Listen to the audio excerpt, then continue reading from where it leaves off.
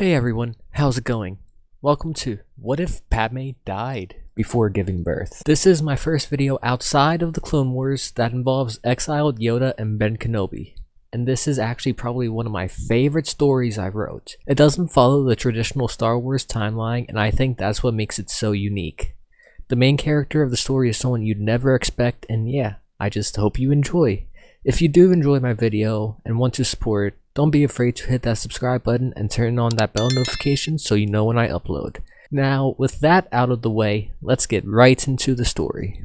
Our story begins after the fall of the Republic. There is little hope in the galaxy. The Jedi are all but gone.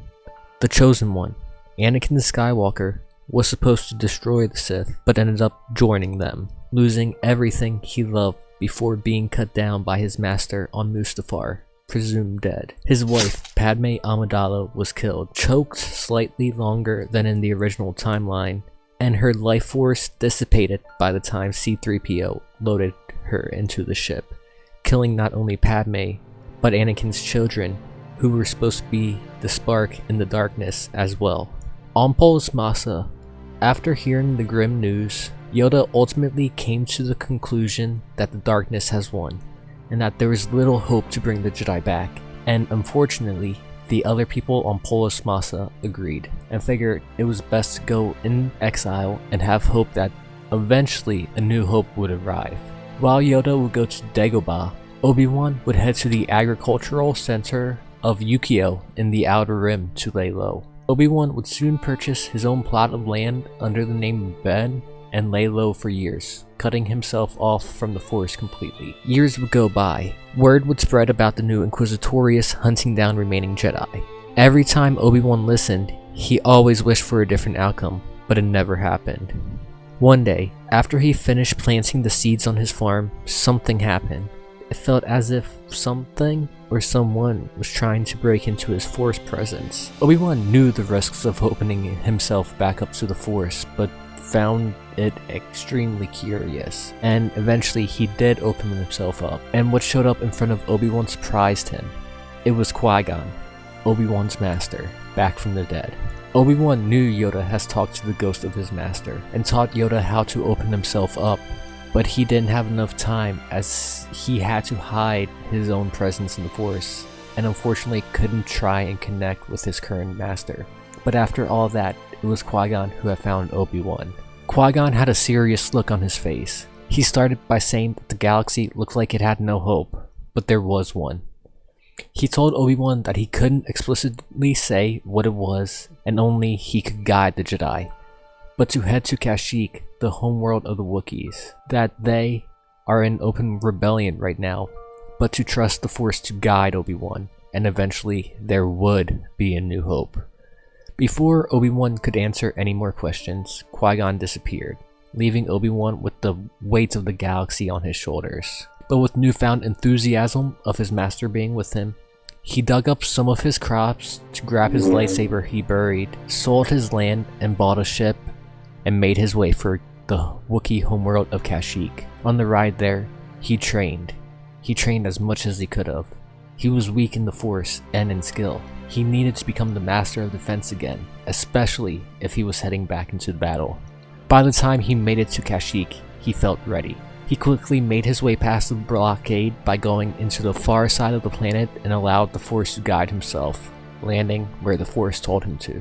He exited the ship and smelled burning wood, and realized the Empire was burning down the forests, but he focused on his task. The Force was pulling him. It was towards darkness, but also a faint light.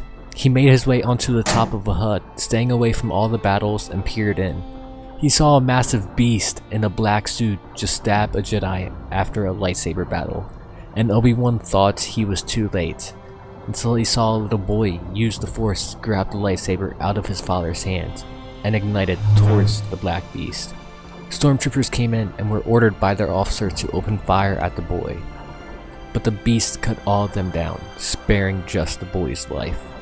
Right then, Obi-Wan jumped down, and as soon as he hit the ground, he released a Force wave towards the beast, which in a quick, indecisive moment because of the Force presence the beast felt, threw the beast completely back into the wall. Obi-Wan quickly grabbed the boy, who was extremely scared and tried jumping up through the hole, but Vader caught him with the Force, throwing both Obi-Wan and the boy into the wall. "Obi-Wan," the beast would say, in a moment of clarity. Obi-Wan would recognize who was inside that suit: Anakin. All of Obi-Wan's confidence dissipated as he realized his apprentice wasn't dead, and was now hunting Jedi. The air was thick with tension as both of them stood there in disbelief. Vader soon ignited his right blade and started walking towards Obi-Wan, who was truthfully scared, but both of them soon heard a loud scream outside and an explosion right next to Vader, and in came a platoon of Wookiees, trying to take the head off of the snake in hopes of an Empire waiver. Obi-Wan watched his former apprentice cut down the Wookiees without regrets, but he used the distraction to grab the kid and make his way to his ship, where he quickly took off and made his way into hyperspace. The boy he saved couldn't have been more than 4, maybe even younger, but his power in the Force was strong. Obi-Wan thought about what to do next, but eventually he figured he would make his way to Dagobah. On the way, he spoke with the boy to see how intelligent he was, and figured out that the boy could already speak, partially. So Obi-Wan asked for his name, and the boy responded Galen Malik. Two would continue to connect, with Obi-Wan being as careful as he could speaking with the boy, and as they landed on Dagobah, they found a surprised but newly hopeful Yoda. Soon, training for Galen would begin, starting with the basics of the light side of the Force and the teachings of Jedi of old. The use of defense over aggression. The Jedi wanted to be sure that Galen knew the importance of using the lights over the dark, and fears of darkness overtaking someone again, like it had with Anakin. The Jedi would have another issue on hand: Anakin or Vader. He lived, and both the Jedi feared the safety of Galen, the only hope for the Jedi and for the galaxy. They spent most days coming up with a strategy on how to defeat not only Vader, but the entire Empire. But it would take at least 2 decades. They had to dig in for the long haul, and hope for the future of the next generation. Meanwhile, on the other side of the galaxy, Vader brought news of Kenobi's arrival on Kashyyyk to the Emperor, who told Vader that it was unfortunate but not a big deal. The Inquisitor would focus on finding Kenobi, while Vader still had much more training to complete. The Emperor had blind faith in the Inquisitorius. He knew they couldn't defeat someone like Vader, but he expected most Jedi by now to be weak and devoid of hope, severely weakening the will to fight. While this might have been the case for most Jedi, this wasn't the case for Yoda, Obi-Wan, and Galen. For the next 10 years or so, Galen would train hard within the light side of the Force, but that wasn't to say there wasn't trouble. Watching his father be killed by Vader haunted his dreams like it had just happened the night before, and his emotions swelled over him. But with the help of Obi-Wan and Yoda, he would get past these memories and look at them through a new perspective. His father saved him, and if his father saw the path he was on, he would be proud. Galen soon would grow extensively in the Force over the years, trained to not have attachments and to do good in the light. It reached a point where Obi-Wan figured Galen was already better than he was at his peak, and that was saying something. But the two now older Jedi Masters' Force prowess dissipated, and towards the end of their lives they focused on the more spiritual aspect of the Force, teaching Galen the living Force, and how not only might would defeat Vader and the Emperor, but emotional control as well. Yoda would soon be the first to pass into the living Force, but with much hope in his heart. Then, not much later, Obi-Wan too would transcend into the living Force, leaving only Galen as the last remaining Jedi to his knowledge. He had the weight of the entire Order, and soon he would leave Dagobah for the first time in years, as he knew what he had to do. He had heard throughout the Outer Rim that the Empire was unstoppable, that they completely destroyed Alderaan and the 4th moon of Yavin, where the Rebel base was. 3/4 of the Rebel Alliance was annihilated with a single shot, along with the entire chain of command. But this made the Rebels look like martyrs, especially to the people in the Outer Rim, and eventually they were able to grow back stronger than before the Battle of Yavin. He soon learned the location of this Rebel fleet and made his way there. When he landed, there were so many skeptical faces, but soon the Admiral and some of the crew of the ship came to meet him. They introduced themselves as Admiral Akbar and Wedge Antilles. Wedge being the sole survivor from the Yavin system who lived to tell the tale. Galen introduced himself as a Jedi, trained by Obi-Wan Kenobi and Master Yoda, and wished to serve alongside the Alliance. Galen figured this was the best opportunity to get as close to Vader and the Emperor as possible, to partake in the battles and bring them to him. But the Alliance was skeptical of this supposed Jedi just showing up, and Galen explained the whole reasoning to just Akbar and Antilles. The Jedi kept Galen in hiding to grow his abilities, and after their passing, he realized he was officially ready. Akbar asked if there was any other Jedi, and Galen just said he wasn't sure. That Obi-Wan and Yoda said that he was the last, but in a galaxy this big, it was possible many survived the Purge. After a bit, the Alliance officially let Galen join the Alliance. But Galen asked for only one thing, and that was if the opportunity presented itself to allow him to face Vader and or the Emperor, which the Alliance accepted in a heartbeat, with no sane individual ever offering that. They told Galen to follow them and made it to a communications room where a massive planet popped into view, along with a space station alongside it. They were planning a strike on the Death Star, and hoping to end both Vader and Sidious, as both would be on the battle station. And Galen just said to focus on the trench run. All he needed was a ship and fake codes to get into the station, and he'll handle things from there. The Alliance liked this optimism, and adding him wouldn't affect the original battle strategy since he wanted to do his own thing. They had a captured Lambda shuttle and gave it to Galen for when the attack commenced. It wasn't for a few days, so Galen got himself situated. It was weird being around people. He grew up away from the galaxy, and now in an instant, he was a part of the most pivotal points of the galaxy in Millennium. Galen, though, ended up being quickly liked and boosted the morale of the Alliance, knowing that they had a powerful Jedi on their side, or so they thought at least. The day of the battle soon came around, and Galen took the Lambda shuttle off hours before the actual battle so he could enter the station without permission, and soon he landed. The Alliance codes paid off. He hid in a compartment as a scan crew came in, and he slashed all of them and took the armor so he could walk around freely.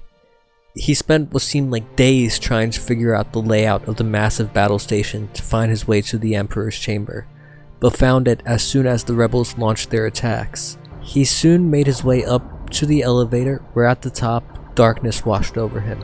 Dread, fear, and an overall tension washed over Galen as he stepped out. He force-pushed the guards away and stepped forwards, telling the Emperor to show himself. A chair at the top slowly turned around and welcomed Galen by name. This shocked Galen, but he didn't show it. Galen told the Emperor that his reign ends today. The Emperor laughed as he asked Galen if he really believed that. Sidious took on Jedi 5 times of Galen's age, and with multiple times the skill, and Sidious always came out on top. Galen just looked down and shrugged his shoulder, arrogantly, asking the Emperor if they could try. But the Emperor just laughed and said, "Do it," which confused Galen until Vader came up to his side, lightsaber ignited, and hit down. Of course, leave it to the Sith to not make it a fair fight. Outside in the space battle, wings of X-Wings threw into the trench of the Death Star to try again. Since this is the original Death Star, there was no shield barrier protecting the station. The Death Star laser beam fired at the cruisers outside as the Imperial fleet came from behind the far side of the moon. The rebels were trapped. Akbar ordered the fleet to engage with the enemy fleet while the bombers and fighters still stayed focused on the Death Star. This was their final chance, and their last stand. Back in the Emperor's chambers, Galen, Malak, and Darth Vader fought for the fate of the galaxy. Their speed was blinding to the naked eye, and Palpatine couldn't help but smile. He saw rage filling up the boy. It was true. Galen saw Vader and saw the men who murdered his father and almost made him someone he wasn't. Galen was using Form 3, which Obi-Wan taught him, but also added Yoda's acrobatics for a twist.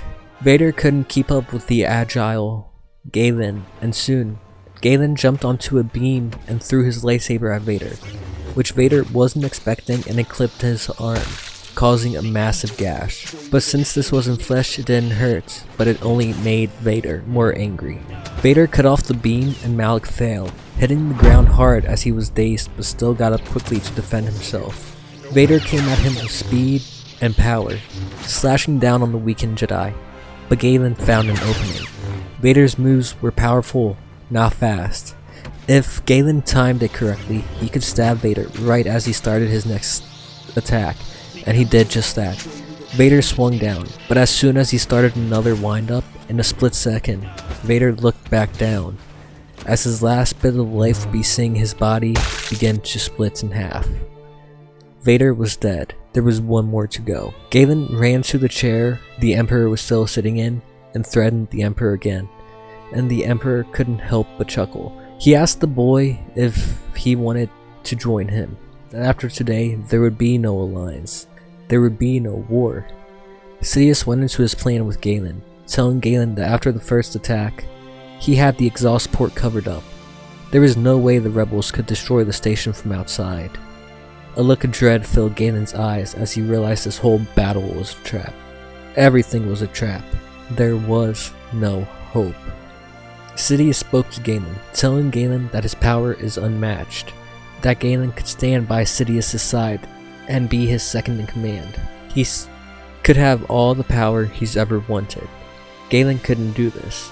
He just couldn't join the Sith. He looked up, and next to Sidious, he saw the Force ghosts of Yoda and Obi-Wan, signifying the choice he was about to make, and all Galen could do was smile, as he let out a massive force push forward, slamming through Palpatine and into the back window, completely shattering it. That was it. In a split second, the Empire was tossed into chaos with the assassination of the Chancellor. Galen Malak would sacrifice himself for the good of the galaxy, being brought back into the living force by Yoda and Obi-Wan. Even though the Emperor was dead, and the Alliance, who retreated from battle, thought it was a total loss, until the death became intergalactic news, and they soon realized that Galen had done it. The Alliance moved into Coruscant, and soon established the New Republic with a newly established Senate, but threats still lingered in the galaxy, and the New Republic had to be prepared. Galen Malak would go down in New Republic history, only being known as Galen the Ghost, due to Galen's limited stay but massive impact for the Alliance. And for right now, the galaxy was out of war, trying to put the pieces back together.